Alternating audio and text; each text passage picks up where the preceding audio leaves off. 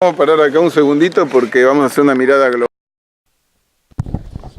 La idea, bueno, vamos, lo que vamos a mostrarles acá, estamos en un espacio central, tenemos muchos estilos superpuestos, por ejemplo, ahí vemos la tumba de la familia Belino Porto, que poca gente se fija, ven que está despojado totalmente de decoración, eso tiene que ver con la segunda mitad del siglo XX, con el racionalismo que si bien empieza con el siglo XX, después va a ir evolucionando y en la segunda mitad se va a usar mucho las estructuras vidriadas.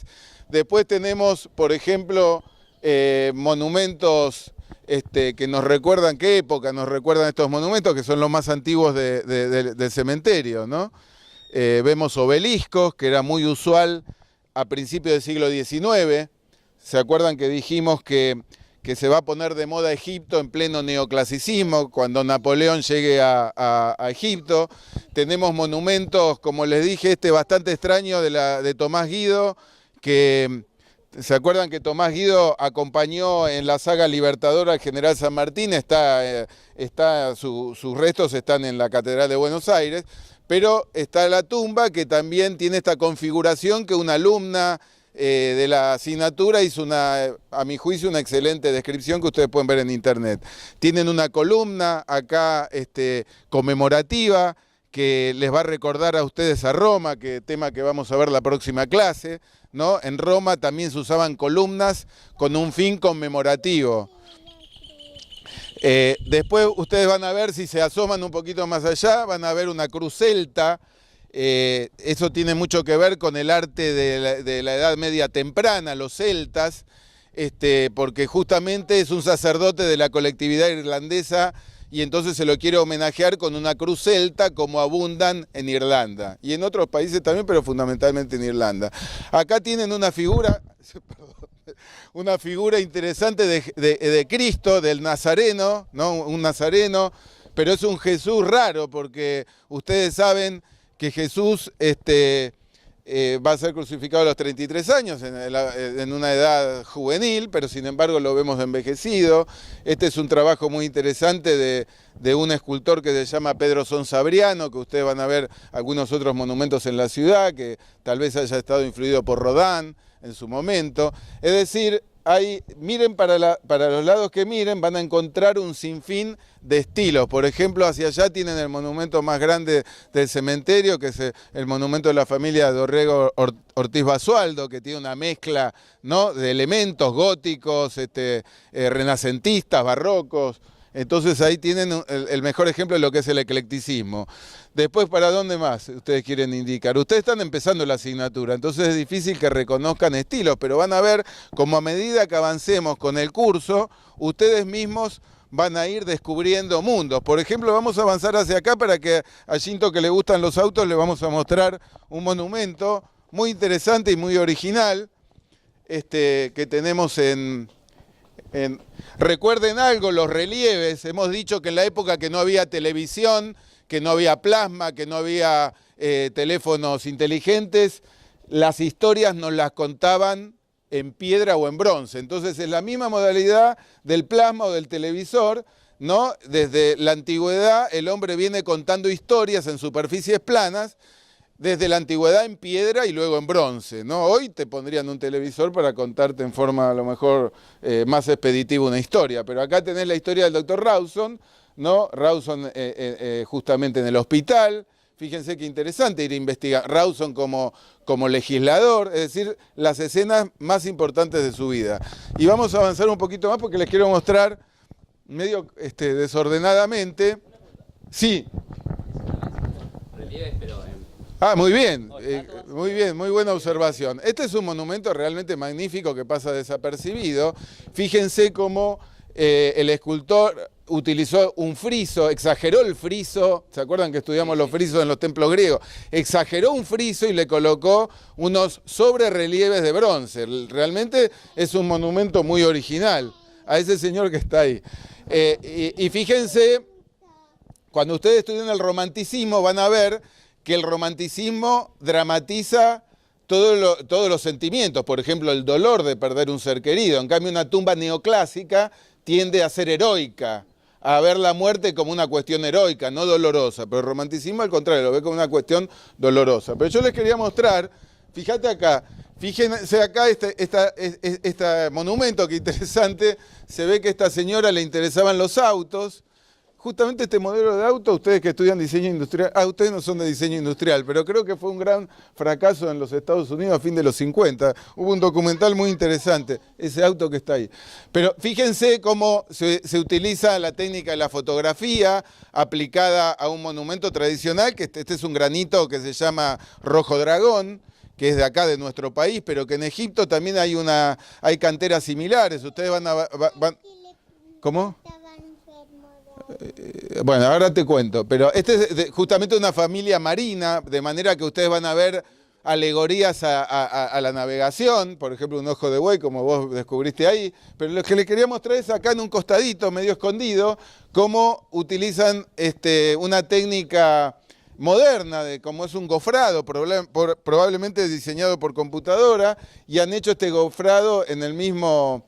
integrado a la misma pared trasera del monumento, interesante, ¿no? Con las fotografías de las personas fallecidas.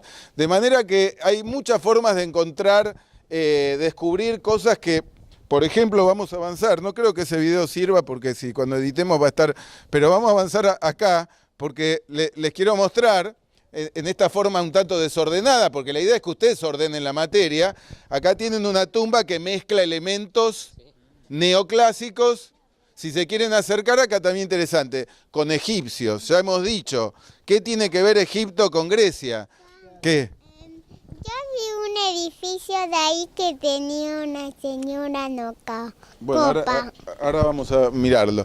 Le decía que cuando Napoleón en sus campañas llega a Egipto, se pone de moda en pleno neoclasicismo, en la época que estaba de moda todo lo griego, lo neoclásico, Egipto. Entonces vemos una tumba que integra elementos egipcios con neoclásicos. Cuando ustedes viajen a Europa van a ver que era usual. Por ejemplo, la tumba del famoso escultor neoclásico Antonio Canova tiene la misma característica, de manera tal que a medida que ustedes conozcan la historia antigua, clásica, se van a decepcionar de la modernidad o del arte contemporáneo, porque van a descubrir, estudiando los clásicos, que no hay nada nuevo bajo el sol. Ustedes saben que muchas universidades están quitando los contenidos clásicos, antiguos. Yo en la UADE me he peleado mucho, porque hay una carrera de licenciatura en artes donde no tiene ninguna historia del arte.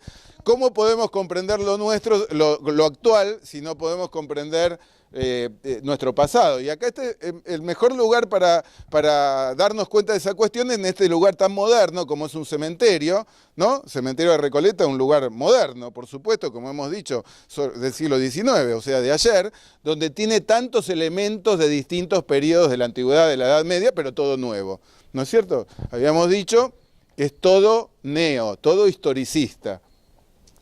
Bueno, para cerrar, yo les recomiendo que para la tercera clase pública, cuando hagamos la comparación, acá hay tres grandes tipos de monumentos.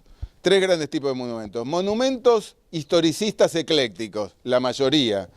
¿No? Dijimos historicismo porque, ¿qué quiere decir historicismo? Muy bien, que imita algo del pasado. Historicista, imita algo del pasado, y ecléctico, mezcla estilos del pasado. La mayoría de los edificios a donde ustedes van a llevar a los turistas que nos visiten del exterior son edificios nuevos, de fin del siglo XIX, principio del siglo XX, historicistas eclécticos, es decir, que mezclan estilos viejos, ¿no? Y entonces le llamamos ecléctico, ¿no? Como en Europa también, lamento decirles que en Europa muchos de los monumentos que creemos que son medievales o antiguos son nuevos también, Parlamento Británico, Ópera de París, ¿no? Todos monumentos del siglo XIX que imitan estilos del pasado, como pasa acá en la Recoleta, de manera que estamos en la misma situación. Bueno, les decía, tres tipos de monumentos: monumentos historicistas eclécticos, monumentos modernistas, que son los que combinan el Art Nouveau, el estilo Floreale, que también hay que descubrirlos. Por ejemplo, la tumba de Rufina Cambaceres, que es un ejemplo muy importante del Art Nouveau, ¿no es cierto? Y después monumentos racionalistas, que son los menos, pero que también hay que descubrirlos. ¿Cómo? Egipcio. Egipcio es esto, una pirámide, ¿no? Un tipo de tumba egipcia. ¿Se acuerdan los tipos de tumba, verdad? ¿Cuáles eran los tipos de tumba egipcias?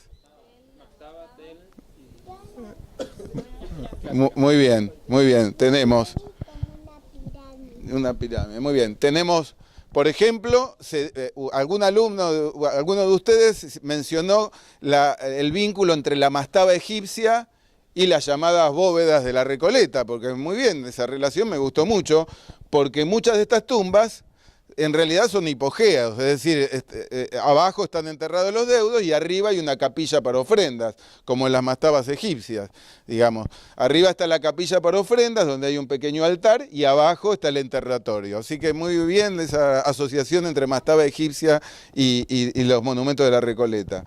Bueno, ¿cómo? Adentro hay personas difuntas, fallecidas. Como por ejemplo tu abuelo, mi papá y mi mamá, pero en otra tumba no tan, digamos, monumental. Fíjense esta columna, que ustedes no la estudiaron, pero la van a ver la próxima semana, que es el orden toscano. El orden toscano es un orden propio de los romanos, donde los romanos, con su sentido práctico, ya no hacían las acanaladuras, ¿no? Como ustedes ven que ven columnas con acanaladuras.